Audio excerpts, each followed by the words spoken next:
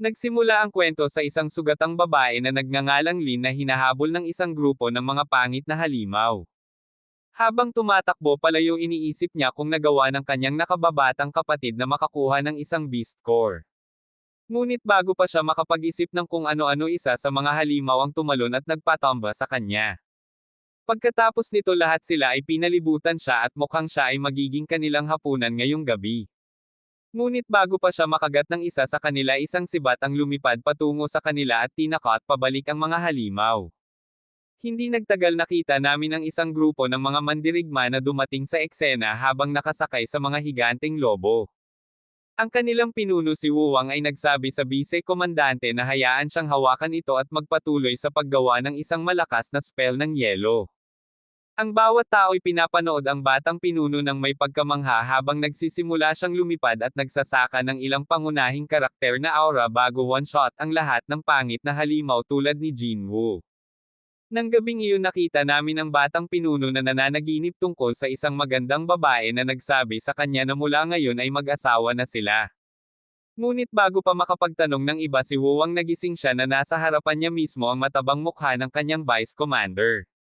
Sinabi niya kay Wuwang na naghihintay sa kanya ang dalaga na kanilang iniligtas at nagtanong kung dapat ba nila itong pakainin sa mga anak o kung ano paman. Ngunit tinanong ni Wuwang kung siya ay baliw at nagmarcha sila upang makita siya. Sa kabilang banda si Lin ay tumingin sa paligid ng pinalamutian na bahay ng pinuno at iniisip na siya ay talagang mayaman. Sa sandaling iyon pumasok si Wuwang at umupo sa kanyang trono at tiningnan ang babae. Sa tingin niya ay talagang maganda ang hitsura nito at nag-utos ng maaliwalas na upuan na mauupuan niya habang ganoon din ang iniisip niya tungkol sa kanya. Tinanong siya ni Wuwang kung nakilala niya ang kanyang nakababatang kapatid na lalaki at babae. Sinabi ni Lee na mayroon siya at nagpapasalamat sa kanya sa pagliligtas ng kanilang buhay. Ngunit tinanong ni Wuwang kung ano ang ginagawa nila sa hilagang kagubatan habang mahina gaya ni Jake Paul. Ipinaliwanag ni Lee na hinahanap nila ang beast core ng rumored bird monster na tinatawag na White Hawfinch upang gamutin ang sakit ng kanilang sect leader. Sinabi ni Wuwang na marami siya sa mga core na ito at maaaring maglaan ng isa para sa kanya ngunit hindi ito magiging libre.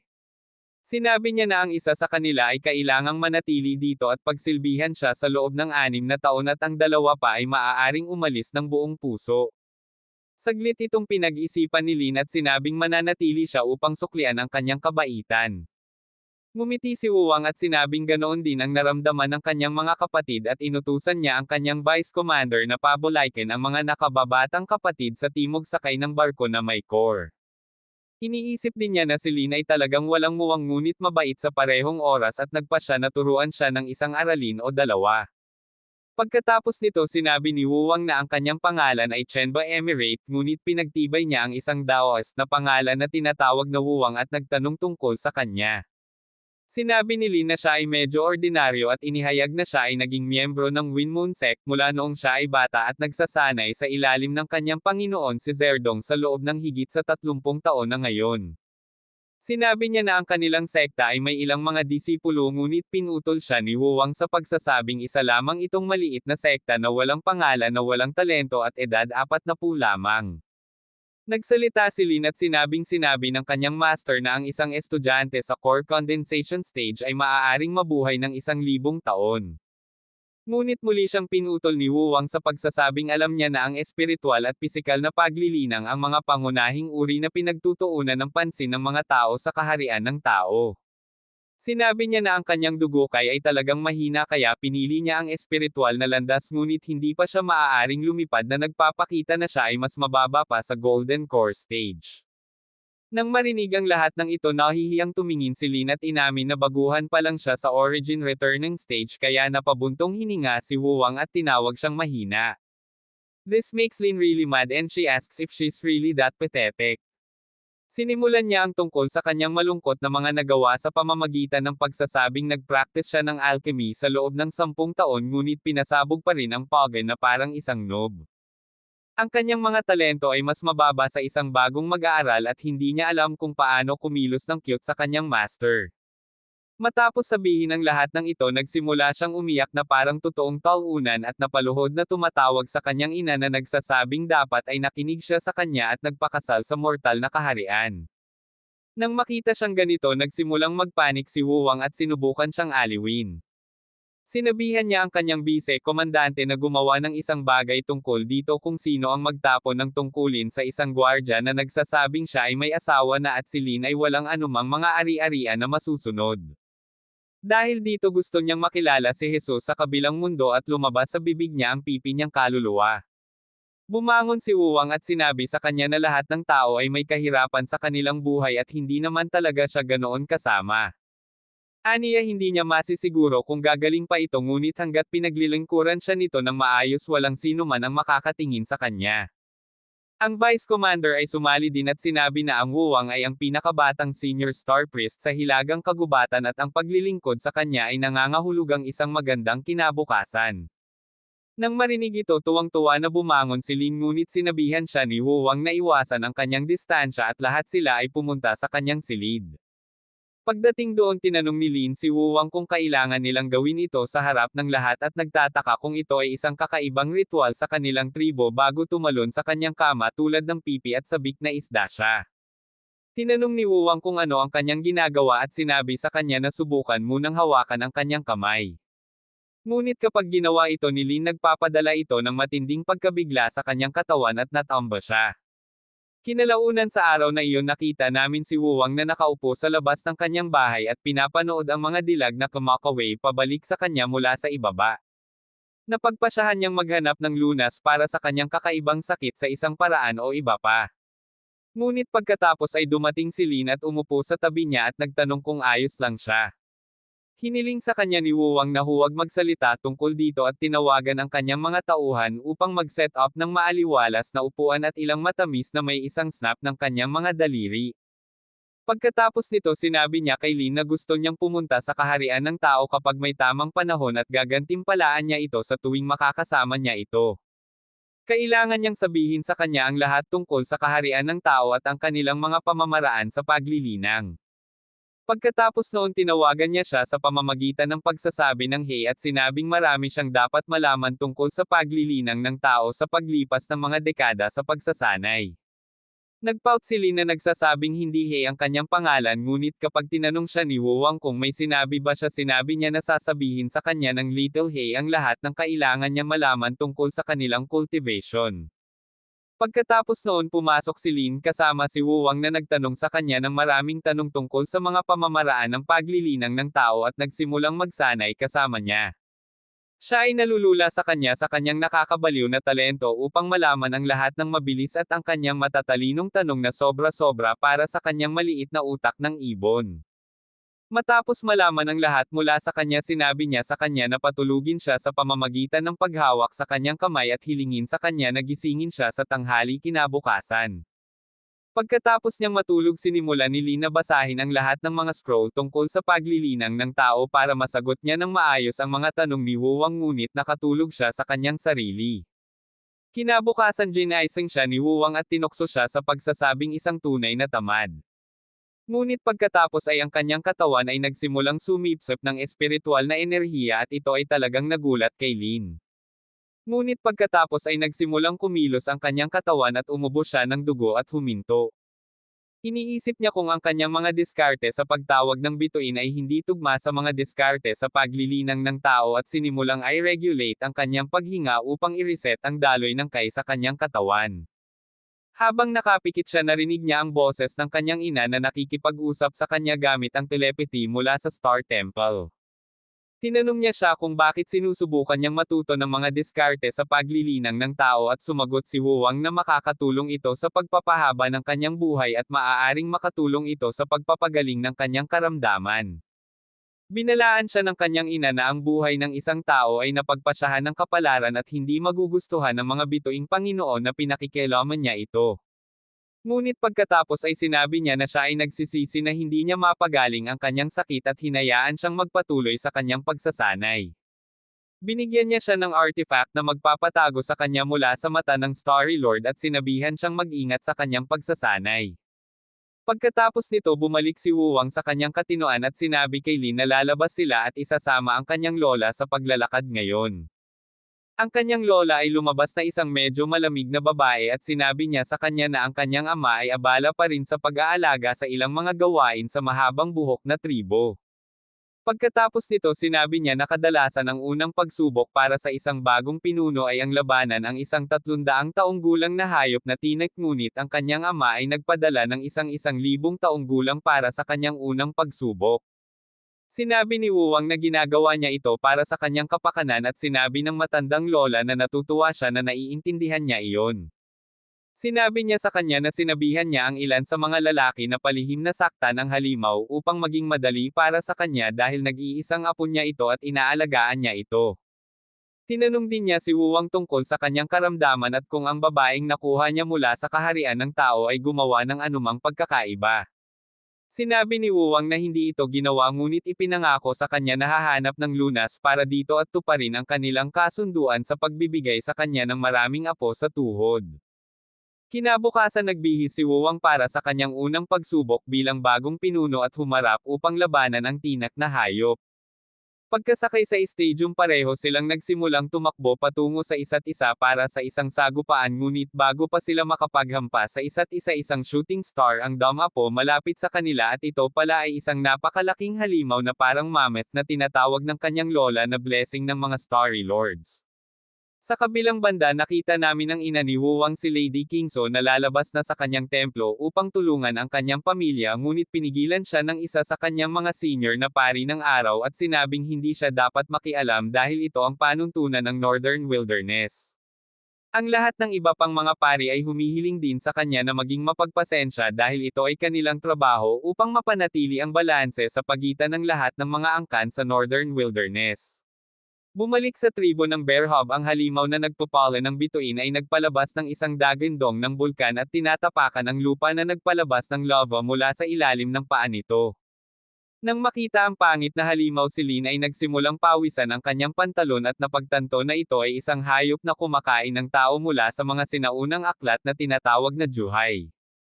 Sinabi niya na ang isang halimaw na ganito kalaki ay dapat na 10,000 taong gulang at nagtataka kung bakit narito ito habang pinatay silang lahat ng mga immortal sa kaharian ng tao matagal na ang nakalipas.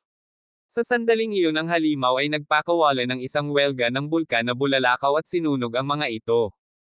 Talagang natakot ang lahat ngunit pagkatapos ay nakita nila si Wuwang na naghahanda ng napakalaking ice spell sa kalangitan upang labanan ang halimaw.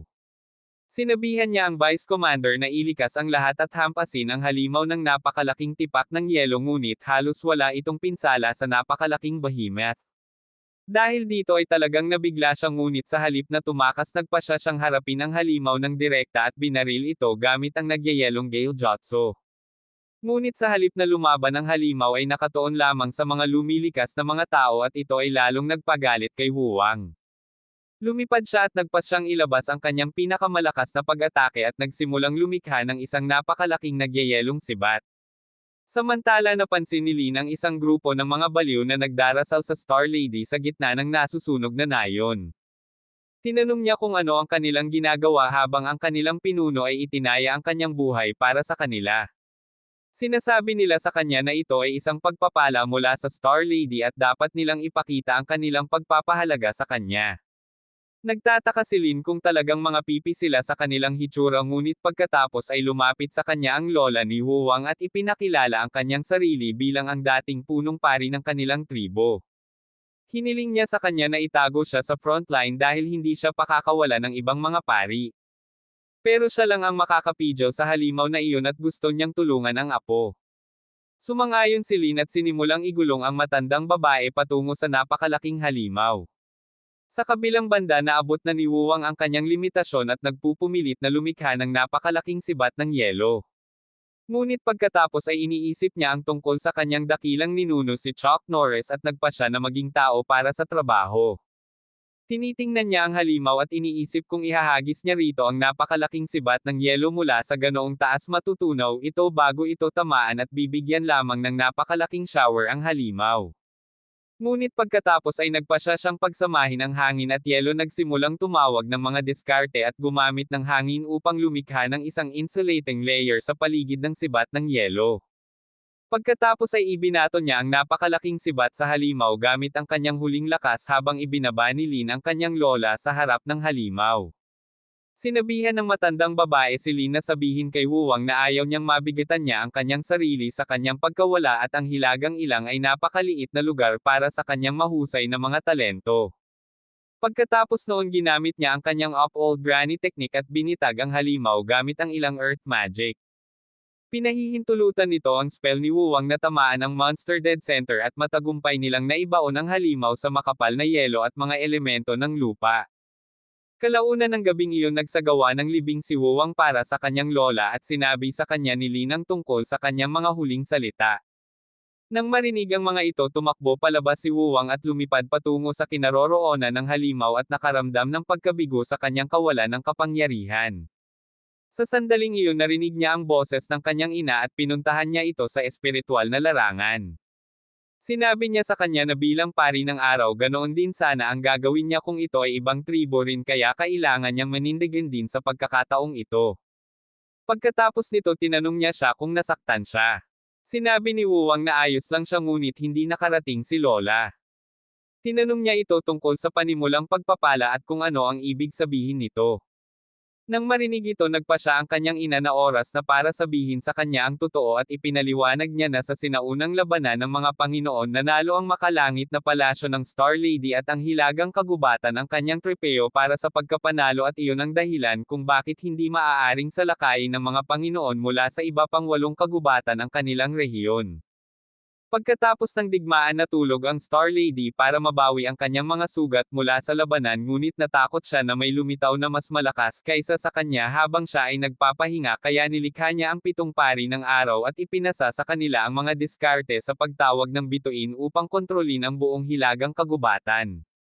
Sa tuwing mapapansin ng Star Lady's Will ang isa sa mga tribo sa hilagang kagubatan na lumalakas ng sapat upang ibagsak ang balanse ng kapangyarihan pinababa niya ang halimaw na ginawa mula sa kanyang buhok upang sirain sila.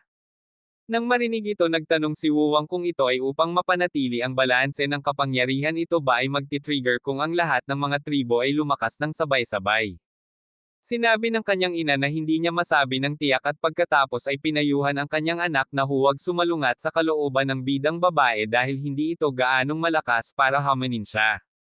Sa pamamagitan nito bumalik si Wuwang sa pisikal na kaharian at sinabi na dahil ito ang pagpapala ng bituing ginang dapat niya itong tanggapin. Pagkatapos nito bumalik siya sa nayon upang dumalo sa libing para sa mga nahulog na miyembro na inihayag na 1,200 katao ang namatay habang mahigit 3,500 katao ang nasugatan ng halimaw. Sinabi niya na ang mga bilang na ito ay mas malaki sana kung hindi dahil sa sakripisyo ng kanyang lola. Sinisikap siyang aliwin ng ibang mga pari sa pagsasabing hindi niya ito kasalanan at ito ay isang pagpapala mula sa bituing ginang. Nang marinig ito tumalikod si Wuwang at tinanong sila kung naisip na ba nila kung bakit nangyayari ang pagpapala ng bituin kada daang taon at palaging tina-target ang pinakamalakas na tribo sa hilagang rehiyon. Pagkatapos ay gumawa siya ng isang magarbong kwento tungkol sa pagpapala ng bituin at sinabi sa kanila na mahal ng Star Lady ang lahat sa hilagang kagubatan at iyon ang dahilan kung bakit ipinadala niya ang pinakamahina sa kanyang mga halimaw upang subukan ang pinakamalakas sa rehiyong ito ngunit sa loob ng daan-daang taon lahat sila ay hindi naabot ang kanyang inaasahan at walang sino man ang nakapatay sa halimaw. Sinabi niya na sa pagkakataong ito ay ipapakita nila sa kanya na sila ay karapat-dapat sa kanyang pagpapala at mapagtagumpayan ang hamon na ito at magpapasigla sa lahat sa pamamagitan ng pagdaragdag na natutunan niya ang lahat ng ito mula sa mga huling sandali ng pagliliwanag ng kanyang lola. Kalaunan ng gabing iyon pumasok si Lin sa tent ni Wuwang at sinabing nagkaroon ng tunay na epekto ang kanyang pananalita dahil nasa sabik ang lahat na patayin ang halimaw. Ngumiti si Wuwang at nagbigay ng liham sa Vice Commander at sinabihan siyang ihatid ito sa kanyang ama at sabihin sa kanya na tipunin ang makapangyarihang mga angkan na may matataas na pari ng araw at sabihin sa kanila na hanggat handa silang magpadala ng kanilang pinakamalakas na tropa upang tulungan ang tribong yakapin ng oso upang patayin ang halimaw maaari silang magkaroon ng maraming higanteng crossbow at arrow hanggat gusto nila. Pagkatapos nito inilagay niya ang kanyang punyal sa mapa at sinabing wala siyang pakialam sa anumang uri ng pagpapala ngunit kung ito ay makapinsala sa kanyang mga tao ito ay kanyang ibababa.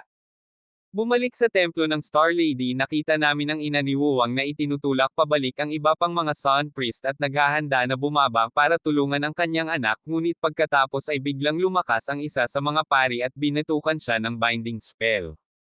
Nagtataka ang lahat kung paano siya lumakas ng husto, ngunit pinutol ni Kwangso ang spell at sinabi na ang kalahating tulog ng Star Lady ay pumalit sa katawan ng isa pang pari. Pagkatapos ay sinabi niya sa kanya na sa buhay na ito ay pinili niyang sambahin ang bituin na ginang, ngunit mas pinapahalagahan niya ang kanyang pamilya at pinalamig niya ang pari gamit ang kanyang diskarte sa pagtawag ng bituin. Pagkatapos nito sinabi niya sa lahat na mula ngayon papanig sila sa hilagang ilang at bibigyan sila ng kanilang buong suporta. Kinabukasan nakita namin ang pinuno ng tribong yakap ng oso si Xinghan na nagsasabi sa mga nagtitipon na sundalo mula sa iba pang mga tribo na ang kanyang anak na si Wuwang ang mangguna sa labanang ito. Nagpasalamat si Wuwang sa lahat at ipinaliwanag ang sitwasyon bago sila akayin upang labanan ang natulala na hayop. Tumalon kaagad si Xinghan at sinubukang hampasin ang ulo ng halimaw, ngunit nagpatawag ito ng bulalakaw at binaril siya na parang langaw. Pagkatapos nito ang pinuno ng malaking Wave Clan ay tumalon upang ipakita ang kanyang kapangyarihan, ngunit binaril siya ng katulad na nagpatawa kay Xing. Pagkatapos nito sabay silang tumalon para umatake sa parang mga utak ng karne na sila.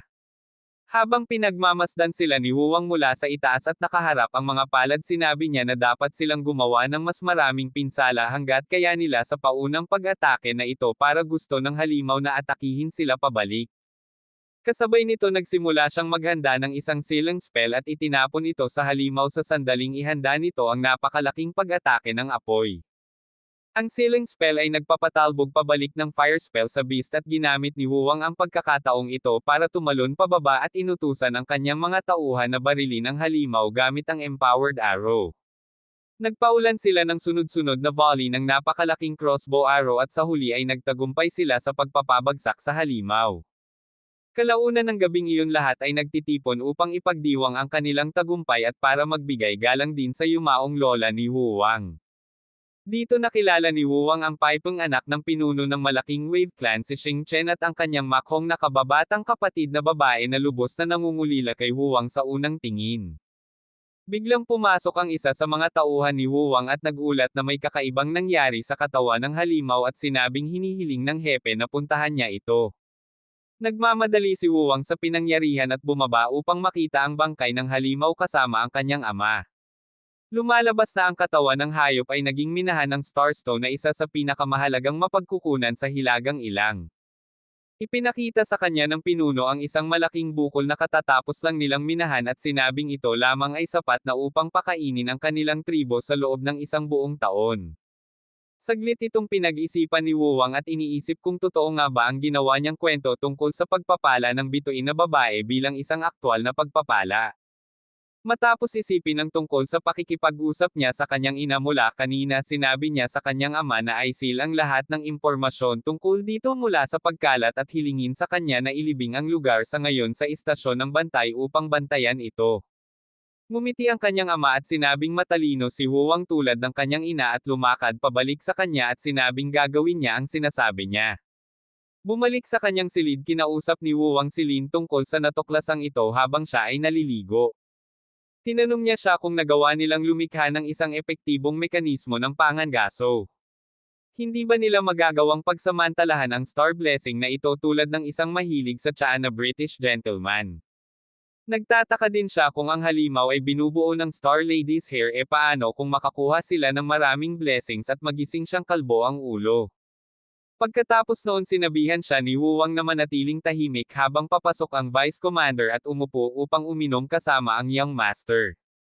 Ipinaalam ng chubby Vice Commander ang Young Master na natanggap na ng ibang mga tribo ang ipinangakong gantimpala ng mga crossbow para sa kanilang tulong, ngunit nagpapakita ng pag-aalala na nagtatanong kung bakit nagbigay sila ng mga ganoong mahalagang bagay na parang nasa sale sila ng Black Friday. Sumagot ang Young Master sa kanya na ang mga batang tulad niya ay hindi makakakuha ng loika at pagkatapos ay malaman ang tungkol sa hidwaan sa hangganan ng tribo ng buhok. Ang malaking tao ay tumalon galit na galit tungkol sa kung paano ang tribo ay talagang pagkatapos ng kanilang mga crossbow at pangangati upang turuan sila ng isang leksyon. Kinausap siya ni Wu Wang sa pamamagitan ng isang peace talk ngunit pagkatapos ay ibinaba ng Vice Commander ang isa pang bomba na nagsasabi na ang mga pari ay may utos na sumali sa ilang Star Lady sect at nag-aalala na baka madaig sila ng sekta. Nanatiling cool si Wu Wang at sinabing nahawakan niya ito. Ang Vice Commander ay nagtungo sa panunukso na ang ama ni Wu Wang ay may sorpresa para sa kanya sa piging ngunit tumanggi na ibuhos ang mga beans na nagpapahiwatig ng ilang hindi kanais-nais na negosyo. Habang lumiliko si Wu Wang ay nabigla siya sa magandang figure ni Lin na nag-aalok sa kanya ng advance na pamamaraan ng demonic path na nakuha niya mula sa merkado. Mabilis na natuwa ang young master ngunit tinanong niya ang ginang kung magkano ang nagastos niya dito. Ibinahagi ni Lin kung paano itinayo ng salesperson ang produkto na nag-udyok sa binata na sumilip ng mabilis ngunit mabilis niyang isinara ang libro nang makita niya kung ano ang nasa loob dahil ang sobrang inosenteng babae ay hindi namamalayang bumili ng libro sa mga matagumpay na diskarte sa pagpapakasal. Lumabas ng palasyo si Wu Wang na nanunukso kung ganoon na ba siya kasabik na magpakasal. Napagtanto kung ano ang kanyang ginawa ang kanyang mukha ay namumula nang iuntog niya ang kanyang ulo sa dingding na naging dahilan upang manginig ang buong bahay. Tumungo si Wu Wang sa seremonya kung saan kumakanta ang Vice Commander at isa pang lalaki ng kanyang papuri sa harap ng kanyang ama. Ang pinuno ay may isang mapagmataas na sandali bilang ama bago ang pag-uusap ay lumipat sa isang mas seryosong bagay. Pinag-usapan nila kung paano kailangan ni Wu Wang ng paggamot para sa kanyang kondisyon dahil malapit na siyang mag-18. Nababahala ang posibilidad na hindi na siya magising kinabukasan pagkatapos ng kanyang kasal habang pinag-uusapan nila ang iba't ibang problemang maaaring lumitaw kung ang young master ay hindi makapagbigay ng tagapagmana. Tumayo si Daddy na ipinagmamalaki kung paano niya natagpuan ang napakaraming babae para sa kanyang anak, isang bagay na kahit ang kanyang yumaong ama ay hindi kailanman nagawa habang binabato ang kanyang asawa. Bago pa siya makatapos agad siyang na-freeze sa yelo na pagtantong nakatayo si Lady Kangsu sa likuran niya. Naiinis si Wu Wang at nagtataka kung paano siya napunta sa isang ama na tulad niya at pagkatapos ay bumaling upang kumbansihin ang kanyang ina na palayain siya. Bumantong hininga siya ngunit pinakawalan siya nito na may babala na pakalmayan ang kanyang anak. Ang pinuno ay nagtatanghal ng isang line-up ng mga kakaiba at napakapangit na mga batang babae mula sa merkado ng alipin. Si Wu Wang ay hindi interesado ngunit pagkatapos ng pagpupumilit ng kanyang ama siya ay nag-aatubili na lumapit, umaasa na ang tadhana ay sa wakas ay pinili siya ng isang nobya ngunit naranasan lamang ng pagkabigo. Paulit-ulit niyang sinusubukan bawat kabiguan ay sumusubok sa kanyang pasensya. Nang malapit na siyang sumuko ang kanyang mga mata ay bumagsak sa isang hindi pinangalanang babae mula sa estado ng pangkukulam ni Yasuki. Walang pag-aalinlangan sinabi niya sa kanyang ina na panatilihin siyang alipin at itapon ang iba. Habang nagbabago ang eksena, ang aliping babae na talagang isang puppet na kontrolado ng isang mamamatay tao ay may intensyon na pumatay at gustong samantalahin ang pagkakataon ngunit nauubos ang kanyang swerte habang si Lin ay naghahanap ng bagong aliping babae. Tila may alam si Wu Wang tungkol sa kanya at inutusan si Lin na isama siya sa gabi. Dinala ni Lin ang alipin sa kanyang silid at inalok siyang paliguan. Naiinis ang assassin sa pagtrato na parang bata at nagtataka kung ano ang ginagawa ng isang babae mula sa kaharian ng tao dito. Biglang naglabas si Lin ng kumikinang na asul na pormasayon na naghinala sa assassin. Casual na ipinaliwanag ni Lin na ito ay para lamang sa soundproofing pagkatapos ay nagtanong kung si Yasuki ay maraming mangkukulam at kung may alam ba siyang anumang masasamang pamamaraan na ginagawang mga walang isip na mga puppet ang mga tao.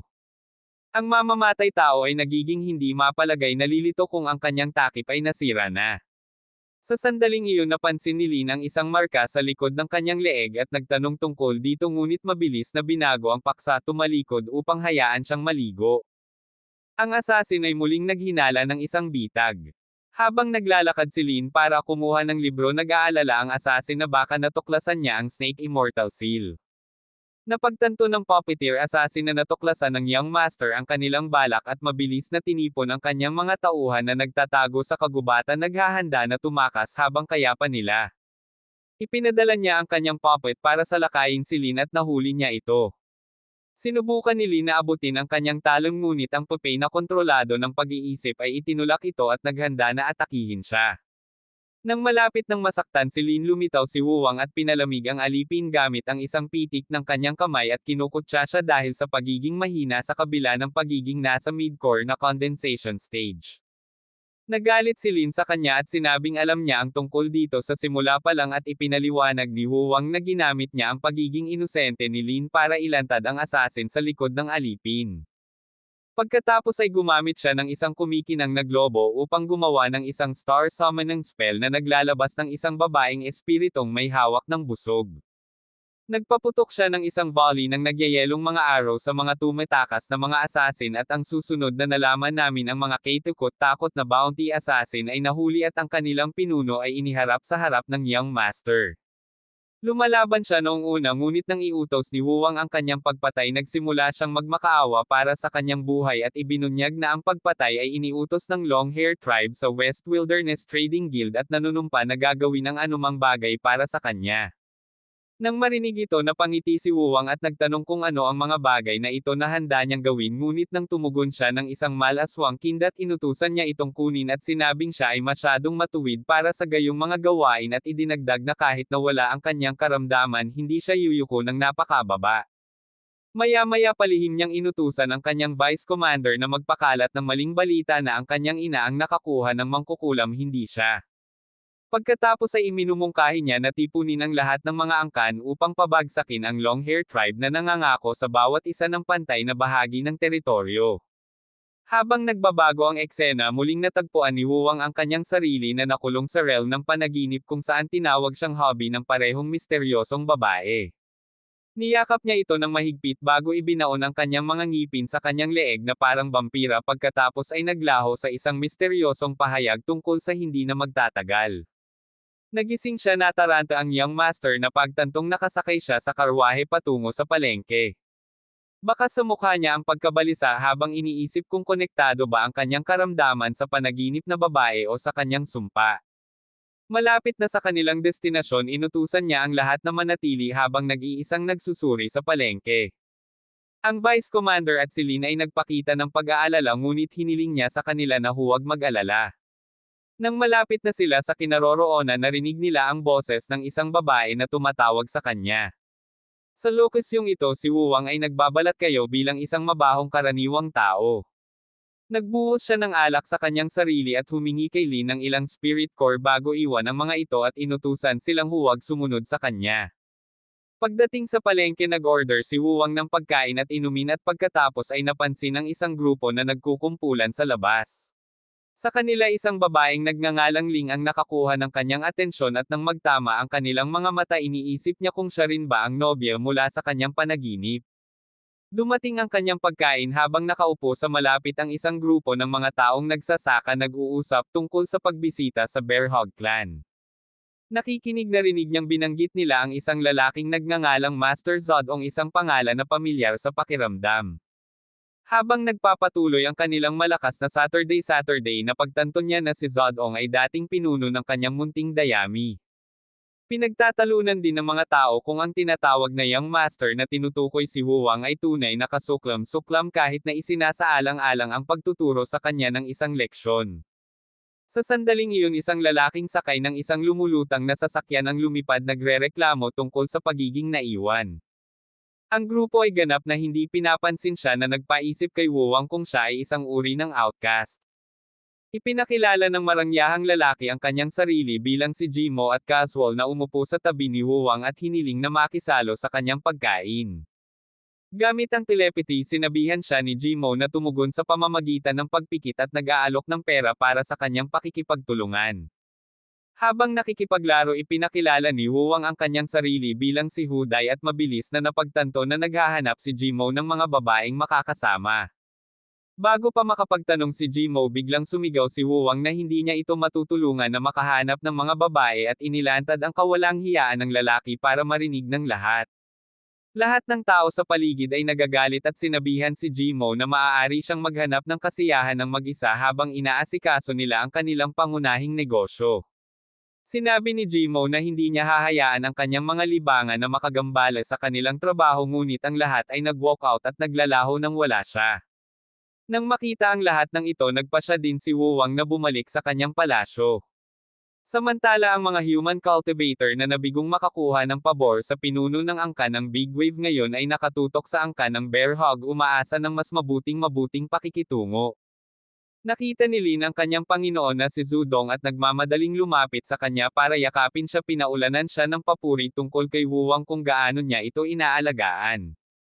Inakusahan ng isa sa mga disipulo ni Zudong si Wuwang na gumamit ng love potion sa kanya ngunit pinawalang bisa ito ng master at sinabing si Wuwang ay tila isang ginoo. Sa pagnanais na husgahan ang kanyang karakter para sa kanilang sarili nagpa siya ang grupo na bisitahin siya. Lingid sa kanilang kaalaman inaasahan na sila ni Wuwang tahimik na pinagmamasdan ang kanilang paglapit habang sinusundo niya ang isa sa kanila na kumikilos na malilim.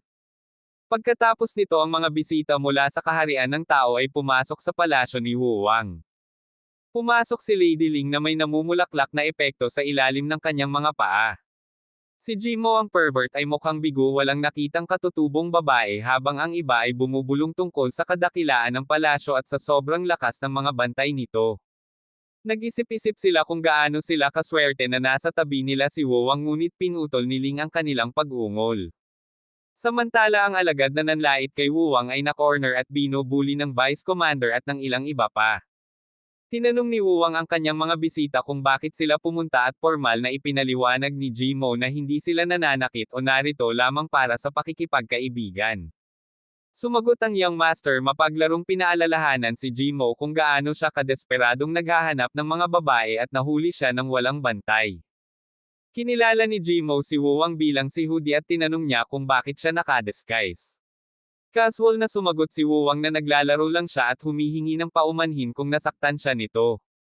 Si Ling na nagulat sa kanyang saloobin ay nakakita ng ibang bahagi ng kanya kaysa sa inaasahan niya.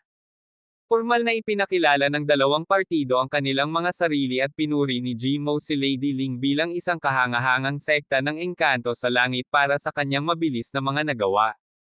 Pagkatapos ay ipinaliwanag ni Jimo ang kanilang pagbisita na nagsasabi na naghahanap sila ng mga materyales sa pagpipino sa isang diskwento para sa kanilang digmaan laban sa makalangit na palasyo. Sa halip na mag-alok ng diskwento humihingi si Wuwang ng kabayaran sa pagtatalo na ang North Wilderness ay protektado ng Star Lady. Hinahamon ni Ling ang kanyang autoridad ngunit pinatunayan ng Vice Commander ni Wuwang na mayroon siyang ganap na kontrol at pinupuri ang kadakilaan ng kanyang ina. Ibinalik ang tinanong ni Wuwang kung sino ang lihim na nagpoprotekta kay Ling. Itinanggi niyang may senior siya ngunit naglabas si Jimo ng isang origami na inilantad ang kanilang tagapag-alaga. Sa pag-alis ng mga bisita tinanong ni Ling si Wuwang kung bakit siya tumanggi sa alok. Ipinaliwanag niya na gusto niyang makapasa sila sa isang pagsubok bago makuha ang kanyang tiwala. Ibinahagi din niya ang kanyang plano na bumuo ng isang mineral consortium upang pag-isahin ang mga presyo ng pagmimina sa mga pangunahing angkan kahit na ang kanyang vice commander ay tila masyadong matigas ang ulo upang maunawaan ito. Pagkatapos ay tinanong ni Wuwang si Ling kung bakit hindi nagpakita ang kanyang amo at binigyan siya ng pagpipiliang umalis kasama niya. Tumanggi si Ling sinabing mananatili siya sa ipinangakong oras at gusto ng kanyang amo na personal na makilala si Wuwang upang pasalamatan siya. Nang maglaon sa pagbabalik ng Vice Commander mula sa isang lugar nakita niya ang isang nahulog na tao. Nagmamadali nakita niyang walang malay si Jimo at dinala siya kay Wuwang. Tinawag ang isang doktor ngunit sa halip na gamutin siya hinihinalang hinihimas niya ang mga sugat ni Jimo na parang ketchup. Pagkatapos lang napag-alitan siya ni Wuwang sa wakas ay napagaling niya si Jimo. Habang nagising si Jimo kinwestiyon ni Wuwang kung ano ang nangyari. Nagbabala ang pervert na ang North Wilderness ay hindi dapat makisali sa kanilang laban dahil maaari silang hilahin pababa. Isinalaysay ni Jimo ang kanyang kwento na nagpapaliwanag na nakipagsapalaran sila sa North Wilderness, isang kilalang lugar ng pagtitipon para sa mga mailap na hayop. Ang kanilang pagsubok ay humantong sa kanila sa teritoryo ng 1,000 taong gulang na hayop sa Blood Earth Forest. Sa labis na pagtatansya ng kanilang lakas sila ay tinambangan ng isang pangit na halimaw na pulako na nanag sa kanila. Nang nasa panganib si Lady Ling na magitan ang kanilang senior at pinasabog ang halimaw ngunit napakahirap nitong talunin. Sa huli kinailangan nilang tumakas. Si Wang Lin ang binubuli ng mga sundalo ni Wuwang kanina ay nakatagpo ng isang kalunos-lunos na kapalaran habang si Jimo ay halos hindi nakatakas. Habang papalabas si Wuwang pinahihintulutan si Jimo na magpahinga lumabas ang pervert nagpaplanong bumalik sa kaharian ng tao. Nangako siyang babayaran si Wuwang sa pagliligtas sa kanyang buhay ngunit pinagsisisihan niyang hindi niya nakilala ang mga babae ng angkan. Bago siya makaalis nahuli siya ni Wuwang at humingi ng paraan para makipag-ugnayan sa kanyang mga kaalyado na nag-aalok ng tulong. Nahihiya inabot ni Jimo ang isang singsing na may hawak pala na closet na puno ng mga damit pambabae. Siya awkwardly claims sila ay mga regalo. Natutuwa binigyan siya ni Wuwang ng mga espesyal na palda ng balat na kinukumbinsi siyang manatili at tulungan ang kanyang mga kaalyado. Umalis sila at habang nasa daan humiwalay si Wuwang sinabihan si Jimo na hanapin si Lady Ling habang lumalapit siya sa gilid kasama ang kanyang Vice Commander si Chin. Nagmamadaling pumunta si Jimo sa lawa at nakita si Lady Ling na nakahandusay sa lupa. Ang nakakatakot na katahimikan ay naghihinala sa kanya na siya ay inilagay doon bilang pain para akitin sila. Nagtataka siya kung bakit hindi pa nagpapakita si Wuwang ngunit pagkatapos ay nakita niya ang kanyang nakatatanda si Lady Yin na dumating kasama ang malubhang sugatang si Wang Lin na ang gininto ang core ay nawasak ng hindi na naayos. Nagpa siya sina Jimo at Yin na kunin si Lady Ling at umalis ngunit habang papalapit sila sa kanya biglang lumitaw si Wuwang na nakatutok sa kanya ang kanyang talam. Sa pagkakamali ng kanyang intensyon ipinapalagay nila na sasaktan siya nito. Ngunit bago nila magawa ang anumang bagay lumitaw si Vice Commander Chin at pinaghiwalay sina Yin at Jimo sa pamamagitan ng paghila kay Jimo sa kanyang tabi. Tinatanong ni Wuwang kung paano pinrotektahan ni Yin si Wang sa halip na si Jimo at inilantad ang kanyang tunay na motibo para sa paglalakbay na ito. Ibinunyag niya na siya mismo ang nagplano ng lahat ng ito at gustong makakuha ng pabor sa angkan ni Jimo at gawing bayani si Wang Lin para magkaroon din siya ng impluwensya. Sinabi ni Yin na ito ay isang magandang kwento at hindi sila dapat mag-aksaya ng mas maraming oras at bumalik sa angkan ng Bear Hug. Ngunit pinigilan siya ni Wuwang at ginamit ang kanyang star summoning technique kay Wang Lin. Sinabi niya na hindi niya pinahihintulutan ang mga infiltrator sa kanyang bahay at hinugot ang anino sa mabangis na aura ng hayop na nakatago sa loob ni Wang Lin.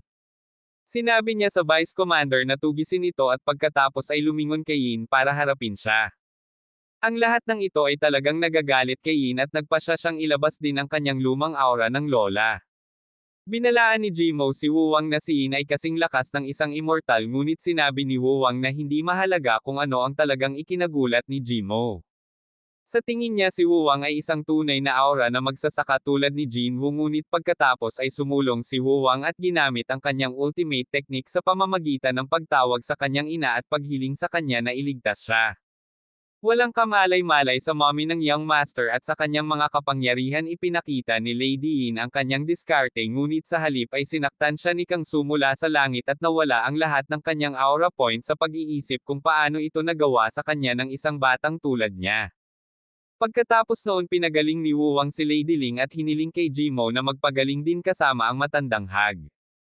Sa kabilang banda ang Vice Commander na si Shing ay mabangis na nakikipaglaban sa pangit na halimaw na Polaka naghahatid ng walang humpay na palo habang hawak niya ang dila nito sa himpapawid. Si Wuwang na nakakaramdam ng mahinang amoy ng tao mula sa nilalang ay patuloy na nagbabantay. Samantala nagpupumilit si Jimo na talunin si Lady Yin habang si Wuwang ay nakaharap kay Wang na biglang bumangon at gumaling sa sarili sa isang iglap. Inakusahan si Wuwang bilang isang especially iya si Wang ay gumagamit ng madilim na kapangyarihan na naging isang demonyong hayop na may mga sungay. Sinubukan niyang uminom ng isang patak ng dugo ngunit pinaglaruan ito ni Wuwang hanggang sa tumilapon ito sa lupa.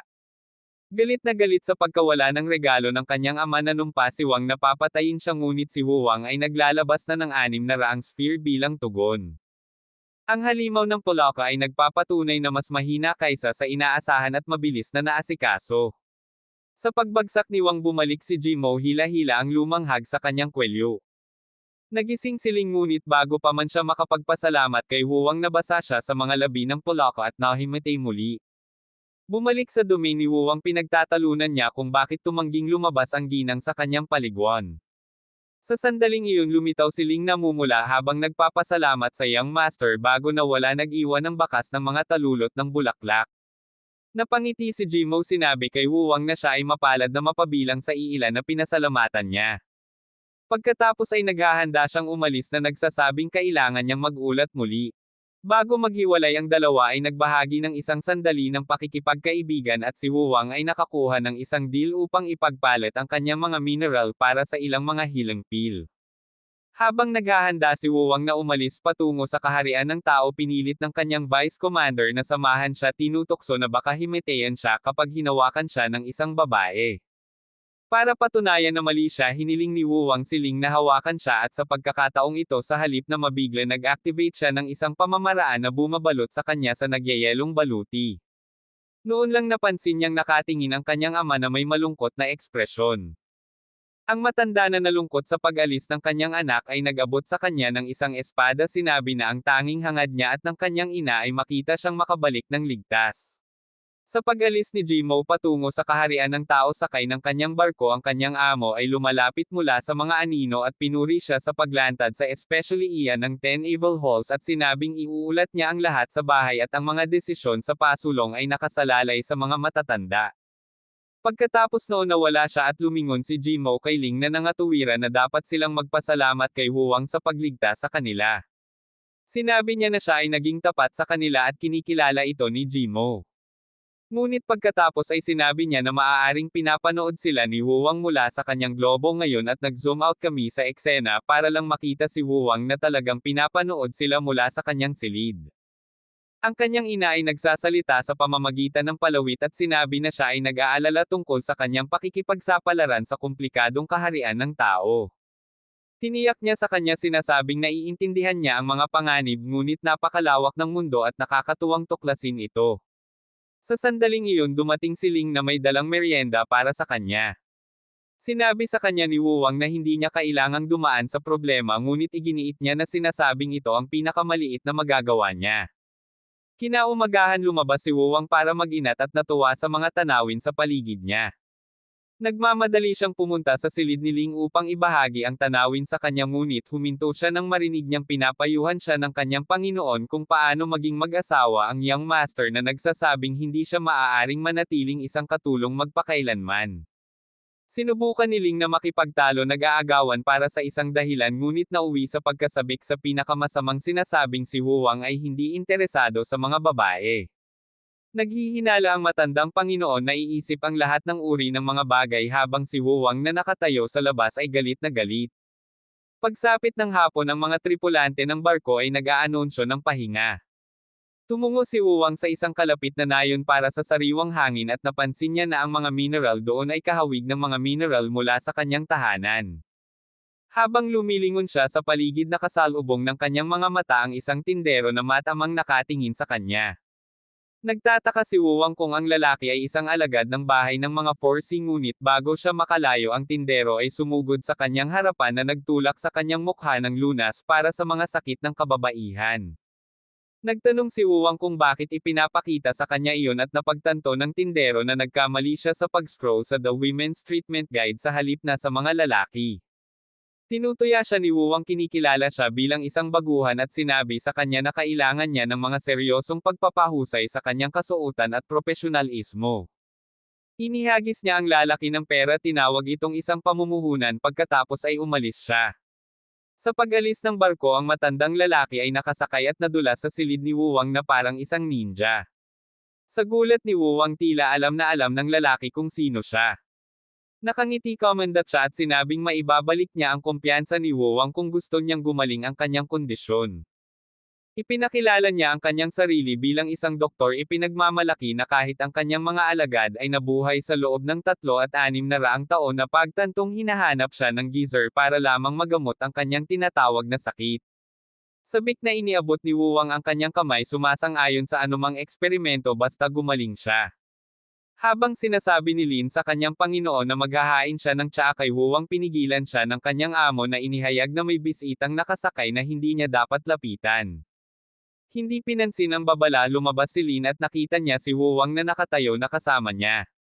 Sa isang iglap, pinatulog siya ng matandang hotshot casual na sinasabing pinaganda lang niya ang kanyang affinity gamit ang isang espesyal na tableta. Nang hindi na nag-aksaya ng isa pang sandali, hinawakan niya si Huwang at ini-teleport sila sa malayong lugar na lalong nagpaganyak sa pagkamausisan ng young master. Doon sa wakas ay ipinakilala ng matandang geezer ang kanyang sarili bilang si Liangxen. Nang marinig ang pangalan ng atuwiran si Wuwang na muntik niyang mapagkamalan siyang si Shinong ang maalamat na emperador ng medisina. Ngunit bago siya makatapos sinabi ni Liangxen ang isang hindi inaasahang katotohanan na siya nga ay si Shinong ang mismong pinuno na naghari sa sangkatauhan sa huling 8,000 taon. Dinala ni Liangxen si Wuwang sa kanyang hamak na bahay at umupo kasama niya para kumain. Ipinaliwanag niya na ang kanyang kakaibang karamdaman ay bakas pabalik sa sinaunang labanan ng mga immortal na nagpapahirap sa pagalingin, ngunit ipinahayag na alam niya ang isang pamamaraan ng paglilinang na natural na magpapagaling sa kanyang sakit sa sandaling makabisado niya ito sa ika-9 na antas. Nang marinig ito, kumikinang sa pananabik ang mga mata ni Wuwang habang sabik siyang nagtatanong tungkol sa pamamaraan na nangangarap na sa wakas ay matikman ang pag-aasawa. Sinusubukan ng matandang geezer na takutin siya sa pamamagitan ng babala na ang pagmaster nito ay maaaring maging susunod na emperador, ngunit si Wuwang ay nananatiling walang kibutiwala na kakayanin niya ang anuman. Nang makita ang kanyang determinasyon, ibinunyag ni Liangxen ang dekreto ng Yan Emperor at sinabi sa kanya na kung makukuha niya ang pag-aproba nito sa loob ng 1 buwan, maaari niya itong kunin bilang kanya. Habang nagbabago ang eksena ay nakita si Wuwang na nagsasanay na parang nakasalalay ang kanyang buhay dito na humaharap sa unang pagsubok ng dekreto ng Yan Emperor na nangangailangan sa kanya na putulin ang 100 puno ng hindi gumagamit ng mahika. Kinukuha niya ito bilang laro ng bata at walang pagod na nagtatrabaho hanggang gabi. Ang decree pagkatapos ay nagbubunyag ng isang itim na globo at pagkatapos ubusin ito, pakiramdam niya ay muling nabuhay, handa na para sa susunod na hamon. Lumilitaw ang pangalawang pagsubok na nagtuturo sa kanya na bumuo ng isang kubo ng tao na lumalaban sa bagyo ng walang mga diskarte sa bituin. Sa pagpapatuloy nito, gumugugol siya ng mga araw sa pagtatrabaho at natatapos sa kalahating buwan na pagtatanto na mayroon siyang nakatagong talento sa pagkakarpintero. Bago siya makapagdiwang, dadalhin siya ng ikatlong pagsubok sa isang talon kung saan dapat niyang i-redirect ang tubig sa kanyang cottage. Sa paghahanap ng gawain na mas madali, na kumpleto niya ito sa isa pang kalahating buwan. Ang ika-4 na pagsubok ay tila isang biro dahil hinihiling lamang sa kanya na ilipat ang mga ari-arian ng lumang bahay sa bago at ayusin ang mga ito ng maayos na tinatawag itong pangwakas na hamon ng paglipat. Tinatawanan nito natapos siya pagsapit ng gabi at nagagalak sa pagkuha ng dekreto ng Yan Emperor. Nang matapos siya, isang lumang kahon na gawa sa kahoy ang bumukas, nagkalat ang laman nito. Sa gitna ng gulo, nakita ni Wuwang ang isang kahoy na plate na kapareho ng mga mula sa kanyang mga hamon na pagtantong siya ay nalinlang at ang dekreto ay isa lamang bluff. Habang nabubuo ang pagkabigo, dumating ang matandang geyser Lion Shin, tumatawa habang si Wuwang na nagngangalit sa galit ay hinahabol siya sa kagubatan. Kinaumagahan, ang tinatawag na decree ay muling lumitaw sa harap ni Wuwang na nagbubunyag na ang mga nakaraang pagsubok ay biro lamang at ang tunay na pagsubok ay magsisimula na. Galit na galit si Wuwang sa lumang geyser para sa paggawa sa kanya ng napakaraming libreng paggawa, ngunit alam niyang napakahina niya para labanan siya. Habang siya ay nagtatampo malapit sa isang apoy, hindi niya sinasadyang nasunog ang kanyang sarili na naging sanhi ng pagtawa ni Lion Shin. Ipinagmamalaki ng matanda ang pag-abot sa ika-8 antas ng tinatawag na pamamaraan at maging immortal sa 100 lamang. Tinutuya ni Wuwang ang kanyang edad at para turuan siya ng leksyon, tinawag ni Lion Shin ang isang ulap ng bagyo sa likod niya. Kahit pagod na tumangging umatras si Wuwang, determinadong bayaran ang lumang geyser. Nang maglaon sa araw na iyon, nag-alok si Wuwang kay Lion Shin ng ilang iced tea na iniinom ng matanda ng walang pag-aalinlangan para lamang kay Wuwang na masayang ipahayag na ginawa niya ito gamit ang mga materyales mula sa mga tile ng palikuran bago lumipad palayo. Sa pag-aakalang nakatakas na siya, lumipad si Wuwang, ngunit ang matandang geyser ay sumugod sa kanya, pinananatiling buhay ang paghabol sa kanilang pusa at daga. Pagkatapos makahabol, inabot sa kanya ni Lion Shin ang ilang cultivation pills na sinasabing ang kinabukasan ng sangkatauhan ay nakasalalay sa kanyang mga balikat. Nang tanungin ni Wuwang kung gaano karaming tao ang sinabihan niya, inamin ni Lion Shin na naliligaw siya sa kanila. Mabilis na nilunok ni Wuwang ang mga tabletas at napagtanto na muli siyang niloko ng matanda. Nagbibiro na halos nakalimutan na niya ang tungkol sa sakit ni Wuwang, inabot sa kanya ni Lion Shin ang isa pang tableta at muli ininom ito ni Wuwang na umaasa pa rin sa isang lunas. Samantala hinihintay ni Lin si Wuwang at tinanong ang kanyang amo kung kailan siya babalik. Bumalik sa lugar ni Lion Shin sumasailalim si Wuwang ng matinding pagsasanay kasama ang matandang geyser na tila labis na nag-e-enjoy dito. Dahil sa pagkabigo iminumungkahi ni Wuwang na simulan nilang seryosohin ang isa't isa at pagkatapos ay ibunyag ng dalawa ang isang buong bangkos ng mga bitag na itinago nila para sa isa't isa. Ipinagmamalaki ng Lion Shin ang mga tungkulin ng emperador na binibigyang diin ang kanilang kahalagahan. Si Wuwang na hindi napahanga ay nagtatanong kung ang isang emperador ay dapat mag-aksaya ng oras dito at magtanong tungkol sa mga immortal na iniisip kung sila ay tunay na mabubuhay magpakailanman. Ipinaliwanag ng Lion Shin na ang mga immortal ay ipinanganak kasama si tao na nagbibigay sa kanila ng buhay na walang hanggan. Nang tanungin ni Wuwang kung gaano katagal siya dapat manatili sinabi sa kanya ni Lion Shin na dapat niyang maabot ang pangunahing estado ng condensation at ang ikatlong antas ng pamamaraan bago pumasok sa kanya ang makapangyarihang plague na gawa sa kahoy na ginagawa siyang immune sa espiritual na kamatayan minsan. Pagkatapos ay idinagdag niya na si Wuwang ay ipapadala sa isang bansa ng kababaihan sa timog at maaaring piliin na tulungan sila sa kanyang mga kapangyarihan kung gugustuhin niya. Bumalik sa bulwagan pinapanood ni Wuwang ang matandang geyser na tinatawag ang kanyang mga ministro at tinatalakay ang isang paraan upang mapahaba ang kanyang habang buhay. Sa sandaling umalis sila tinanong ni Wuwang kung ilang taon na ang natitira kung saan sinagot ni Lion Shin na mayroon pa siyang mahigit 300 taon. Inilipat ang paksa binabalaan siya ng matandang geyser na manatiling mapagbantay laban sa 10 masasamang sekta na binibigyang diin ang kanilang panganib. Nagtanong si Wuwang kung ang isang tao ay maaaring makadama ng kasamaan sa pamamagitan ng kanilang kaluluwa at kapag binanggit niya ang pagkakaroon ng pagkilala sa isang taong masama gamit ang kanyang pamamaraan ng mas maaga si Lion Shin na nasisiyahan ay nagtalaga sa kanya ng gawain ng pag-iimbestiga sa mga sekta. Pagkatapos ay ipinakita niya ang dalawang singsing na hinihiling kay Wuwang na pumili ng isa. Sa ilang pambabola nakuha ni Wuwang ang dalawa. Bilang pangwakas na kilos itinapon siya ng matandang geyser at bilang regalo sa paghihiwalay itinanam sa kanya ang pamamaraan na nagtuturo sa kanya na linangin ito sa ika-9 na antas. Ipinadala sa paglipad biglang nalaman ni Wuwang ang kanyang sarili na nalulunod sa tubig. Nakita ni Wuwang ang kanyang sarili na inihatid sa bansa ng mga kababaihan ng isang babae na naakit sa kanyang hitsura na lumabas na si Feng Zhou ang unang ranggo na general. Noong gabi bago iyon pagkatapos na itapon ng kanyang amo hindi sinasadyang napadpad siya sa kanyang paliguan at nag-walkout na pinunasan ito bilang isang hindi pagkakaunawaan. Paglabas niya ay agad siyang tinutukan ng isang grupo ng mga babaeng sundalo ang kanilang mga armas. Ngunit si Feng Zhou na ngayon ay nakasuot ng buong baluti ay dumating at inutusan silang ibaba ang kanilang mga busog.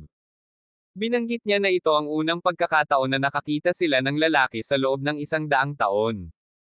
Ngunit ang kanyang mga bantay na hindi pa nakakita ng isa ay tumanggi na maniwala na si Wuwang ay iba sa kanila. Habang papalapit si Feng Zhou si Wuwang ay likas na tumalon pabalik dahil sa kanyang karamdaman at binabalaan siya na huwag lumapit. Pagkatapos ay hinahamon niya siya sa isang tunggalian na nagdedeklara na ang natalo ay dapat sumunod sa mga kahilingan ng nanalo. Si Feng Zhou na nag-iisip na iharap siya sa kanyang reyna tinanggap at mabilis na natalo siya. Si Wuwang na hindi gumamit ng kanyang mga diskarte sa pag-star sa moaning ay walang pagkakataon kung wala ang mga ito. Ang pag-iisip na tretuhin siya bilang isang regalo ay nagmumuni-muni sa kanya na nag-udyok sa kanya na ipakita ang kanyang tunay na pagkakakilanlan bilang ang batang master ng Western Divine Wilderness. Di nagtagal na tagpuan niya ang kanyang sarili sa isang karwahe sinamahan upang salubungin ang reyna. Sa kanilang paglalakbay upang makilala ang reyna curious na tinanong ni Feng Zhou si Wuwang kung ang mga lalaki ay maaaring magbuntis ng mga sanggol na nag-udyok sa kanya na itama ang kanyang mga maling akala.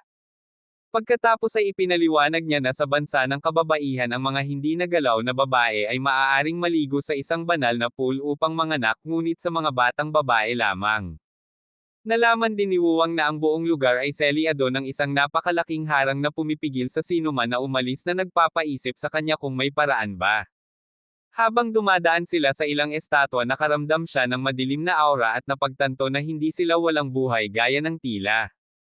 Nang malapit na sila sa palasyo ng reyna isang sundalo ang lumapit kay Feng Zhou na tinawag siyang general. Ipinaalam niya sa kanya na ang kahilingan na makipagkita sa Reyna ay naaprubahan at nagulat din ng isang nanghihimasok na pumasok sa kanilang teritoryo at pinatay ang 16 sa kanilang mga kababaihan. Pagpasok nila sa palasyo sinalubong sila ng magarbong pagtatanghal ngunit pagkatapos ay napansin ni Wuwang ang isang lalaki na nakabitin sa di kalayuan. Kung titignan ay walang iba kundi ang pervert na si Jimo na naghahanap na naman ng mga babae at nahuli. Humingi ng tulong si Jimo kay Wuwang ngunit hindi siya pinansin ni Wuwang at tinanong niya ang gwardya kung siya ang gusto nilang putulin sa 1,000 piraso at nagsimulang magmungkahi ng higit pang mga paraan para pahirapan siya. Nahanap din ni Wuwang si Lady Ling doon at nalaman niyang dumating siya at ang kilabot 3 araw na ang nakakaraan. Napagtanto na si Jimo ay nagdulot ng ganitong kaguluhan sa loob lamang ng 2 araw sinabi niya sa kanila na gawin ang anumang gusto nila sa kanya habang ang pervert ay patuloy na nagmamakaawa para sa kanyang buhay. Nagtataka kung paano siya nahuli ng sundalo nagtanong si Wuwang at nalaman lamang niyang nahuli siyang nakagawa ng mabibigat na krimen. Dahil sa paghihinalang may nangyari sa kanya para mahuli ng sundalo ang isang taong ganito kalakas nagpasya ang mga babae na kunin si Jimo para sa investigasyon. Samantala malugod nilang tinatanggap si Wuwang na tinatawag siyang isang banal na sugo. Habang nagbabago ang eksena hinihiling ang young master na mamuno sa korte para magpasya sa kapalaran ni Jimo. Kasunod ng utos ni Wuwang ipinaliwanag ni Jimo ang kanyang panig ng kwento na sinasabing matapos siyang dalhin sa mansyon ng punong ministro siya ay nalasing dinala ng isang singing lady at nagising na halos hindi nakadamit. Iginiit niya na wala siyang ginawang krimen. Kapag tumstigo ang mga biktimang babae parang nagsasabi ng totoo si Jimo. Binanggit ng isa sa kanila ang nakakita ng peklat sa likod ng salarin at nang hilingin kay Jimo na ipakita ang kanya lumalabas na isa lang talaga siyang inosenteng pervert. Napagtatanto na mayroong pangatlong tao sa kanilang bansa ipinaalam ni Wuwang ang punong ministro na agad na nag-utos sa bansa na mabuklod. Sa wakas ay napalaya si Jimo at sa sandaling matanggal ang kanyang mga kedena nabawi niya ang kanyang lakas kaagad na hinamon ang general sa isang labanan. Habang nagpapatuloy ang labanan may naramdaman si Wuwang at binalaan si Ling na tila kaina hinala ang bantay sa likod niya. Mabilis na inilantad ni Ling ang disguise na inihayag na ito ang reyna sa lahat ng panahon. Humihingi ng paliwanag ang punong ministro ngunit sinabihan lang siya ng reyna na pumunta sa palasyo kinabukasan. Pagsapit ng gabi inaalagaan ni Wuwang ang mga sugat ni Jimo pagkatapos ng pakikipaglaban niya kay Feng Ji. Sumama si Ling at pinag-usapan ng tatlo ang kanilang mga dahilan kung bakit sila nasa bansa ng kababaihan. Ibinahagi ni Wuwang ang ilan sa kanyang sitwasyon maginhawang iniwan ang bahagi ng matandang geezer bago tumungo sa kanyang silid. Nang maglaon habang tinitik-tik ni Wuwang si Jimo biglang lumitaw ang reyna.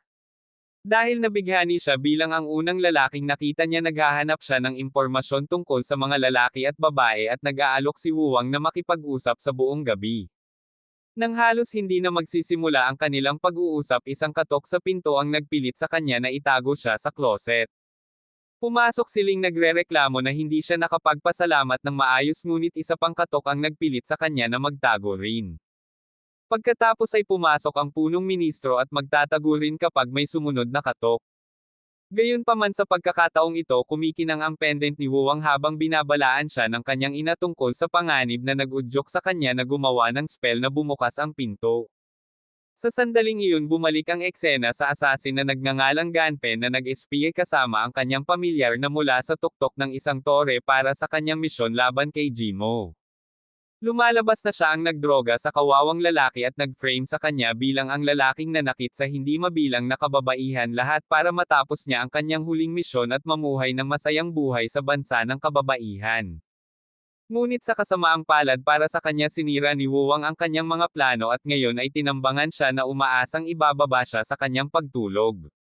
Ngunit habang gumagawa siya ng isang paputok na pagpasok inatake siya ng isang grupo ng mga yelo bago siya mahuli ni Ling mula sa likod at sinubukang putulin siya.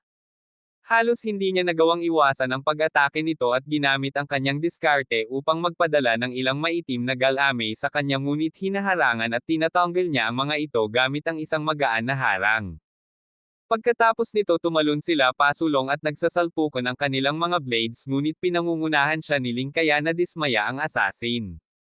Sinubukan ni Ganfen na lampasan siya ng kanyang dark magic ngunit walang kahirap-hirap na pinasabog ito ni Ling dahilan para magtaka siya kung bakit siya napakalakas. Hindi nagtagal sumali si Jimo sa labanan na sinundan ng punong ministro at Her Majesty na tumusok kay Ganfen. Pagkatapos nito naghahanap siya ng isang hostage upang makatakas ngunit gumawa ng maling pagpili na sinusubukang salakayin si Wuwang na pumutok sa kanyang mas malaking dragon at nagpadala sa kanya sa Shadow Realm. Nang magising ang lalaki agad siyang tinanong ni Wuwang upang iluwa kung sino ang nagpadala sa kanya ngunit ang lalaki ay nagsimulang kuminang ng isang nagbabantang kulay ube bago siya namatay at iniwan si Neri. Nang magkamalay na sila pinasasalamatan ni Wuwang ang kanyang kamahalan sa pag-set up ng bitag para protektahan siya sa pag-aakalang hinulaan niya ito gayunpaman walang pakialam na tinutokso siya ng prinsesa na huwag kalimutan ang pagdiriwang bukas. Kinabukasan namumula si Ling habang pinapanood niya ang ating banal na sugo na natutulog ng mapayapa nang sinira ni Jimo ang paggalaw sa pamamagitan ng pagsigaw na wala na siyang kasalanan pagkatapos lumitaw ang weirdo kagabi. Kaya nagpasalamat si Wuwang sa kanyang kapatid at nagulat siya nang idiin ni Jimo na kailangan niyang ibalik ang kanyang mga pabor sa pagtambak. Pagkatapos nilang umalis biglang tinanong ni Jimo si Wuwang kung gusto niyang sumali sa Four Seas House na nagpapaalala sa ating bida na isa ito sa dalawang sekta na binalaan ng kanyang amo. Kaya humihingi siya ng magandang dahilan para sumali. Jimo yaps tungkol sa kung paano ito ay mas prestihiyoso kaysa sa isang DT party ngunit hindi pa rin magbigay ng isang magandang dahilan.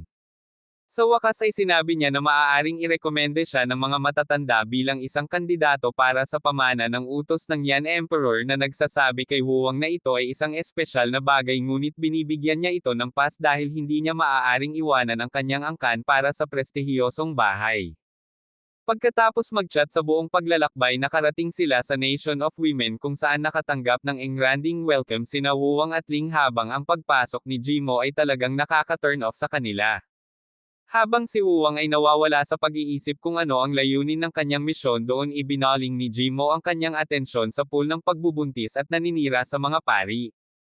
Pagkatapos ay dinala ng punong ministro si Wuwang sa Her Majesty sa palasyo ngunit sa kanyang paglalakbay naramdaman niya ang isang nakakatakot na hayop na sinasabi ng punong ministro na kanilang tagapag-alaga na hayop. Nang pumasok sila sa palasyo at nagmamadali ang prinsesa para makipagkamay sa kanya tumanggi si Arcad na hawakan siya. Pagkatapos nito kinaladkad ng prinsesa si Wuwang palayo upang ipakita sa kanya ang kanyang hamak na tirahan at ang iba ay sumunod pagkatapos upang bantayan ang dalawa. Sa loob ng kanyang mga silid inaanyayahan niya itong umindayog kasama niya at sa pagdaan niya sa mga kortina upang makahanap ng isang nakasisilaw na hardin na kasabay ng kagandahan ng prinsesa ay nagpapabilis ng kanyang puso. Nag-swing sila hanggang gabi at tinanong niya ang Her Majesty tungkol sa relasyon nila ni General Feng Ji. Sa pagkakaroon ng sapat na sinabi nag-aalok ang prinsesa na ipakita sa kanya ang kanyang pribadong koleksyon at nang tanungin niya kung maaaring sumali ang kanyang mga kaibigan sinabi ni Jimo na abala sila at binigyan siya ng isang bastos na ngiti. Ngunit tila may binabalak talaga siya kay Feng Ji bilang pagsubok mula sa bahay ng Four Seas. Nang maglaon ay naglalaro ng chess sina Jimo at Ling namumula siya habang sinasabi niya kay Jimo na maging mas maginoo at kaakit-akit tulad ni Wuwang. Ngumiti siya at tinukso ang mahiyaing babae dahil sa wakas ay nahuhulog na siya sa isang lalaki at gumawa siya ng plano para mas makilala siya sa pamamagitan ng paglalasing sa kanila at iminumungkahi na isama rin nila ang mga babae dito. Sa gabi ang lahat ay nagtitipon sa ilalim ng puno kung saan pinupuri ni Jimo ang makahayop na pag-inom ni Wuwang. Nang makitang hindi gumagana ang kanilang plano tumanggo silang lahat bilang pagsang-ayon at nagsimulang mag-alok kay Wuwang ng kanilang mga espesyal na alak ngunit pumalakpak si Wuwang sa pamamagitan ng pagtawag ng pinakamalakas na alak mula sa kanyang bansa at pinainom ang lahat sa malalaking mangkok. Nakukuha niya ang lahat na yakapin sila ng paisa-isa hanggang sa lahat sila ay lasing nang hindi makatwiran at mawala. Habang nagsisimula siyang makaramdam ng pagkahilo na pagtanto ni Wuwang na ang kanyang inumin ay may spike at nababalot ang kanyang sarili sa yelo. Sa sandaling iyon pinutol ni Jimo ang pagkilos at humingi ng paumanhin sa kanyang kapatid bago ibigay ang antidote sa Ling at sa general. Naghinala si Ling at hiniling sa kanya na ipaliwanag ang kanyang sarili kaya nakipagtalo si Jimo na hindi gustong sumali ni Wuwang sa kanilang sekta kaya kailangan nilang tapusin ang misyon ng mag-isa. Sa pamamagitan nito pinangunahan ni General Feng ang daan pagkatapos niyang maingat na takpan ang prinsesa na pinabulaanan ang teorya ni Wuwang na siya ang rebelde. Matapos maabot ang tuktok ng kastilyo ang ginang ay nag-shoot ng isang flare sa kalangitan at sinabi sa kanyang mga sundalo na selyuhan ang kastilyo na minarkahan ang pagsisimula ng paghihimagsik. Bilang isang bata siya ay isang sakripisyo na kumawala habang gumagala at natitised sa isang higanteng hayop na literal na sinipsip ang buhay ng isa pang babae walang iniwan kundi balat at buto. Dahil dito labis na natroma si Feng kaya nagpahinga siya para dito ngunit natamba niya ang isang sako sa kanyang daan na nakakuha ng atensyon ng gwardya. Pinalibutan siya ng lahat at tinanong ang punong pari kung ano ang gagawin na sumagot siya na dapat nilang ibaba siya at huwag nang ulitin ang pagkakamali. Nang makita ang maliit na batang babae na lumuha ay nag-apoy ng ilang simpatiya sa batang prinsesa na nakiusap sa priest lady na payagan ang batang babae na mamuhay bilang kanyang bantay na nagsasabi na marami na silang isinakripisyo. Tumalon pabalik sa kasalukuyan winasak ni Feng ang nakatagong pasukan sa tirahan ng Guardian Beast at pinagrally ang kanyang mga tropa na oras na para matuklasan nila ang katotohanan. Bumaba siya sa hagdan kasama ang kanyang squad kasunod sina Jimo at Ling. Habang si Wuwang ay nakakulong pa rin sa kanyang ice barrier at abala sa pagsisikap na alamin ang motibo ni Feng na labanan ang reyna narating ni Feng ang isang silid kung saan siya nagpatunog ng isang napakalaking kampana na tumatawag sa lahat ng mga sakripisyo. Matapos ibahagi na binigyan sila ng mga maling pangako na makikita ang labas balang araw lumipat si Feng sa pool ng pagbubuntis at ibinunyag na iniwan sila ng Diyosa at iniwan ang isang mabangis na halimaw na tagapag-alaga upang protektahan sila na nangangailangan ng mga sakripisyo na hinuha rin ni Wuwang. Habang siya ay tumatakas mula sa mga gwardya na sumusunod sa kanya sina Jimo at Ling ay nag-alis ng daan patungo sa silid ng halimaw kung saan tinanong ng isang pari si General Feng kung ano ang kanyang ginagawa doon. Nagngangalit sa galit sumisigaw si Feng na ang bansa ay nabubuhay kapalit ng buhay ng tao at ang mga reyna ay itinago ang katotohanan iyon ng napakatagal. Tinanong niya kung bakit kailangang isakripisyo ang mga inosenteng babae na walang pangalan at sinabi ng priest lady na dapat silang magpasalamat sa Diyos na pinananatiling buhay ang kanilang bansa. Ngunit si Feng ay sawa na at mariing ibinalita na pinili niyang ipagkanulo ang mga walang kwentang Diyos na iyon. Sa pamamagitan nito inilabas ng trio ng mga mandirigma ang kanilang mga kapangyarihan at pinalibutan ang halimaw. Sa kabilang banda pinalamig ni Wuwang ang mga gwardya at nagtungo sa silid sa ilalim ng lupa kung saan pinaluhod ni Jimo ang halimaw habang pinapahina ito ni Ling gamit ang isang barrage ng pinakamakapangyarihang salamangka sa kaharian ng tao. Ngunit ang hayop na tagapag-alaga ay nananatiling hindi naapektuhan at pagkatapos na siya nitong tangayan sinisingil ng general ang kanyang pinakahuling hakbang at naghahanda na maghatid ng isang huling tagapagtapos ng pagsasakripisyo. Ngunit out of nowhere ang mga higanteng spike ng yelo ay lumabas sa lupa at nagtanong si Wuwang kung mayroon silang death wish. Sa pamamagitan nito tinuturuan niya sila na dapat palaging i-immobilize muna ang isang hayop at gamitin ang kanyang nagyayelong orbs upang i-freeze ang lahat ng mga paa nito. Nang makita ito nagtanong ang mga sundalo kung bakit hindi na lang hiniling ni Feng kay Wuwang na wasakin ang halimaw sa simula. At nakita ang kanyang makinis na utak na hindi maproseso ito sinabi ni Jimo na ang kanyang kapatid ay medyo namamaga. Noon pa lang ginamit ni Ling ang kanyang fairy float para bigyang kapangyarihan si Wuwang kaya muntik na itong mabangga na parang Boeing 737. Nang makita ang kanyang cute na ngiti sa kanya nagseselo si Jimo na hindi pa nararanasan ang kanyang magic. Inihaw ng singaw ni Wuwang ang Guardian Beast hanggang sa bigla itong tumawag ng pulang-pula na liwanag mula sa buntot nito. Binalaan ni Jimo si Wuwang na ito ay isang spell na nakakasira ng kaluluwa ngunit nagkunwari siyang harapin ito ng direkta bago lumitaw mula sa likuran at ipasample ang halimaw na may napakalaking spike. Pagkatapos noon habang tinutulak ni Feng ang halimaw sinabihan ni Wuwang ang feisty na babae na magpahinga. Sinabi niya na bago niya piliin ang kapalaran ng Women's Nation dapat niyang ilabas ang katotohanan. Malakas niyang tanong kung may nakalimutan siyang sabihin sa kanyang mga kasama ngunit nanunuya si Feng at naglabas ng panibagong kasinungalingan. Kaya't inihayag ni Wuwang na tanging ang reyna at punong ministro ang nakakaalam na ang halimaw ay ang core ng kanilang bansa na nagpapanatili ng higanteng hadlang. Ang mga gwardya ay mabilis na nagsimulang hulaan ang sinabi sa kanila ng kanilang general at nang tumanggi siyang sumagot sa kanila inilantad ni Wuwang na ang 108 estatwa sa labas lamang ng barrier ay may mga uhaw sa dugo na mga hayop na lilipulin ang kanilang bansa sa sandaling bumaba ang hadlang. Nang marinig ito sa wakas ay nagsalita si Feng na siya ang may pinakamahuhusay na mandirigma na nagbabantay sa mga hangganan ngunit binigyan siya ni Wuwang ng isang reality check na isa lang sa kanila ang kinatay ang kalahati ng kanyang tribo. Matapos sabihin ni na Jimo at Ling ang kanilang pag-aalala sa isang hindi makatarungang bansa ang mga alaala ni Feng ay bumalik sa isang batang prinsesa na humiling sa kanya na iligtas siya mula sa pagiging isang walang pusong reyna tulad ng mga nauna sa kanya. Sa sandaling iyon isang nag-aalalang punong ministro ang nagmamadaling pumasok at nagtanong kung ano ang mayroon sila sa reyna ngunit bago napagtanto ni Wuwang kung ano ang ibig niyang sabihin pinakawalan ni Feng ang kanyang huling hakbang at tinapos ang reyna sa isang shot. Matapos mawala ang katawan nito ang korona ng reyna ay bumagsak sa lupa at si Feng ay sabog na parang Team Rocket kapag sinubukan niyang sirain ito. Habang hinahabol ng lahat ang korona nakita ni Wuwang na umiikot ito sa pool ng pagbubuntis. Nagmamadaling pumasok si Jimo at nagawang i-freeze ito saglit bago natangay. Nang makitang kaya niyang pigilan ito sinabihan ni Wuwang ang kanyang kaibigan na hawakan ang korona habang iniligtas niya ang prinsesa mula kay Feng.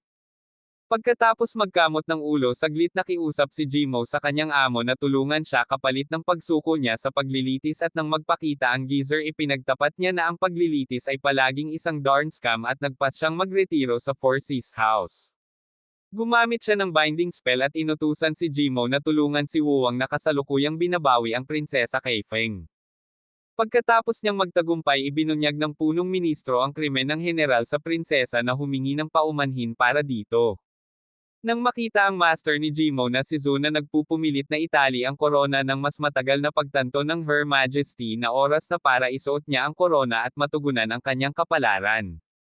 Binigyang diin ni Wuwang na matatapos na ang kanyang bloodline ngunit ibinunyag niya na mayroon siyang tinatagong kapatid na babae at hiniling sa kanya na tuparin ang kanyang huling hiling na yakapin ang isang lalaki. Habang buong puso niyang niyayakap ang katawan nitong nababalot ng yelo ang ginang ay nagpaalam na may malungkot na ngiti. Nang makita siyang naglalakad patungo sa kanyang kamatayan nagsimulang isipin ni Wuwang ang payo ni Master Shinong na umasa sa kanyang mga diskarte sa pag-store sa moaning sa oras ng problema. Bigla tinamaan siya nito at pagkatapos niyang pigilan ang prinsesa ngumisi si Wuwang at tinanong ang babae kung gusto niyang matutong mangolekta ng paniniwala.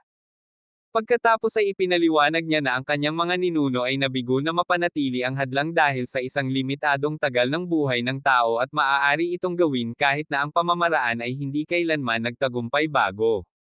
Tinitigan ni Wuwang ang kanyang mapagmahal na mga mata at hiniling sa kanya na maniwala sa kanya habang si Master Zhu ay mukhang naninigas habang nagmamakaawa sa kanila na magmadali.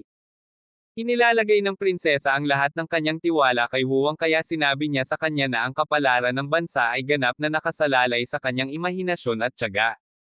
Ang kanyang kamahalan ay tumalon sa korona nang walang pag-aalinlangan at nilamon ng puyo ng tubig.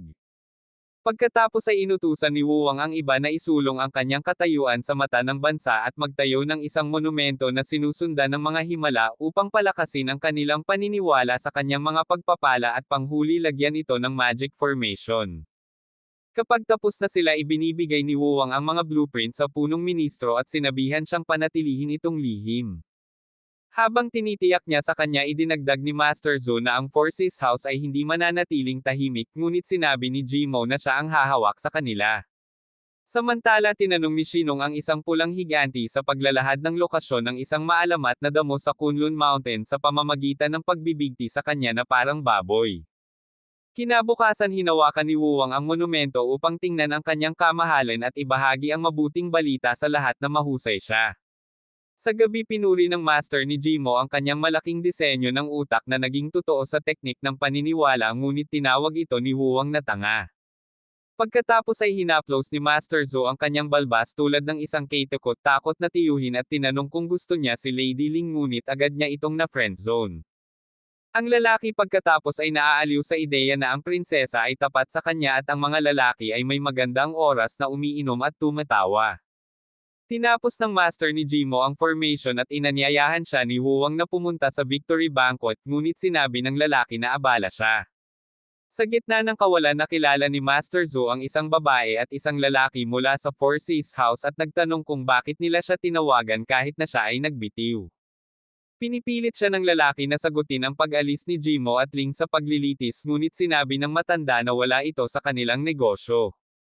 Kaya't ang lalaki ay humiling sa kanya na tumulong na kumbansihin si Huwang na ihayag ang kanyang mga blueprint para sa paniniwalang pamamaraan na tahasan na tinanggihan ni Master Zhou na makisali at hindi pinansin ang sorpresang pag-atake ng Ninja Lady habang nakatalikod na parang isang alamat. Sa gabi tinatanggap ni Jimo ang kanyang mga nakatatanda sa piging at pinaulanan si Huwang ng papuri habang inaakay niya sila sa piging. Sinabi sa kanya ng kanyang lola na bagamat ito ang unang pagkakataon na may tumawag sa nag-iisa bilang isang kaibigan hindi niya dapat makalimutan ang kanyang ulo na ikinatawa ni Jimo. Nagulat ang mga babae nang marinig ang isang mad groovy beat na nagmumula sa loob na ipinakilala ni Jimo bilang bagong imbensyon ni Huwang na tinatawag na disco. Ngunit sa sandaling makita nilang kumalas si Ling na parang isang party animal sila ay talagang nadisgrasya at sinigawan ang unput na babae. Pagkatapos ng party nakaramdam ng kahihiyan si Ling at tinanong si Huwang kung gaano karami ang nainom niya habang sinusubukan ni Jimo na aliwin siya na kakausapin niya ang mga matatanda sa ngalan niya.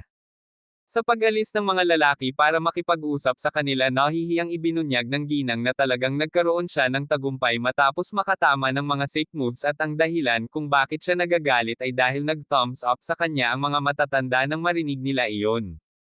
Pagkatapos ay nagpa siya si Huwang na oras na para umalis at binigyan sina Jimo at Ling ng kanilang mga regalo sa paghihiwalay isang fan na nag-shoot ng mga karayom, euro at curved straw upang gawing mas madali para kay Ling ang pag-inom sa pamamagitan ng kanyang belo na namumula sa sobrang kahihiyan. Pagkatapos ay sinamantala ni Jimo ang sandali at nag-alok na sumama sa kanyang paghahanap ng mga hotties sa buong mundo ngunit pinigilan siya ni Huwang na nagsasabing magiging pabigat lang siya. Bago siya umalis ng walang paabi nagpaalam si Huwang sa rebulto ng prinsesa. Biglang nagpakita ang kanyang kamahalan at tuwang-tuwa siyang umikot sa paligid habang sinasabi sa kanya na malugod siyang makisaya sa inuman kasama niya anumang oras kapag nakaramdam siya ng pagod mula sa kanyang paglalakbay. Sa kanyang paglalakbay lumipad si Huwang sa isang hadlang at nagpahinga sandali.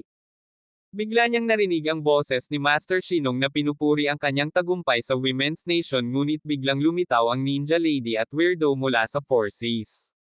Hinihiling nila na matugunan niya ang kanilang mga nakatataas ng hindi nakikipagpunyagi at hinawakan siya ng Ninja Lady at tinutukan ng baril at ipinahayag na ang kanilang sekta ay may hawak na malaking awtoridad sa lahat ng bagay ng kaharian ng tao.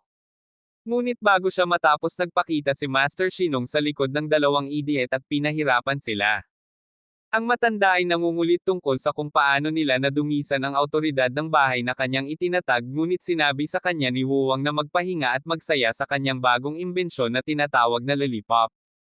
Pagbabago ng paksa sinabi sa kanya ni Master Shinong ang tungkol sa kanyang mapanganib na paglalakbay sa Kunlun Mountain sa paghahanap ng isang espiritual na damo at hiniling sa kanya na sumama sa pagsakay dahil maaari siyang magbigay ng ilang payo. Naalala ni Huwang na ang Western Wilderness ay ang reyna ng ina at ngiting hindi siya makakatulong.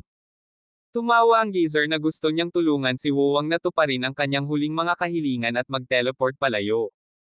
Habang nagkakampo sa Western Wilderness ibinahagi ni Master Shinong ang kanyang hindi paniniwala sa kung gaano kabilis ni resolba ni Huwang ang siglo-gulang na problema ng Women's Nation at ibinahagi niya ang kwento kung paano ginamit ng isang beses lang sa buong kasaysayan ng sangkatauhan ang pangungulekta ng paniniwala.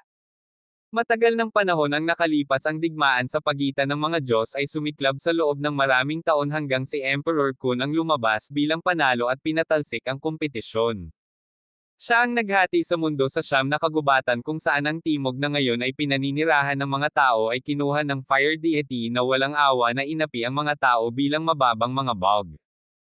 Isang bagay na talagang nakakapagpabalisa kay Huwang. Ipinagpatuloy ni Master Shinong na natuklasan ng isang tao kung paano lumikha ng apoy mula sa kahoy at nakipagdigma sa fire deity sa pamamagitan ng pagpapalaganap ng bawal na kaalaman na nagresulta sa pagpapatapon sa kanya sa karagatan. Ngunit makalipas ang mga siglo nang muling ilabas ng Diyos ang galit nito hinati ng lalaki ang karagatan tulad ni Jesus at nang sinubukan siyang pilutin ng apoy na parang surot pinalipad siya ni Jesus ng may putok.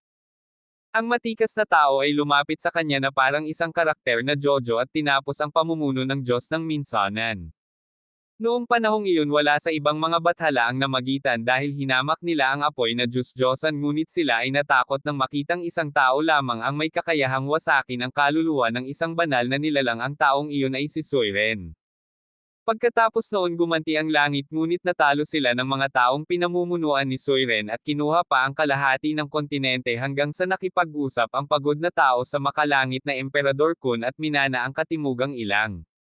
Napagpasyahan niya na ang pangunahing takeaway ay ang mga tao ay dapat tumayo laban sa mga Diyos para sa kanilang mga karapatan tulad ng kanilang mga ninuno at ipasa ang espiritu sa kanilang mga inapo. Dahil sa sinabi niyan sinubukan ni Master Shinong na ibenta si Wuwang na ang pagmamana sa kanyang tungkulin ay isang sabog ngunit hindi binibili ng ating bida ang kanyang malungkot na pagtatangka sa paghuhugas ng utak sa kanya. Sinabi ni Wuwang na nasa sabik siyang maging isang malakas na bayani tulad ng kanyang Panginoon at Soiren kaya niregaluhan siya ng matanda ng isang alchemy pot.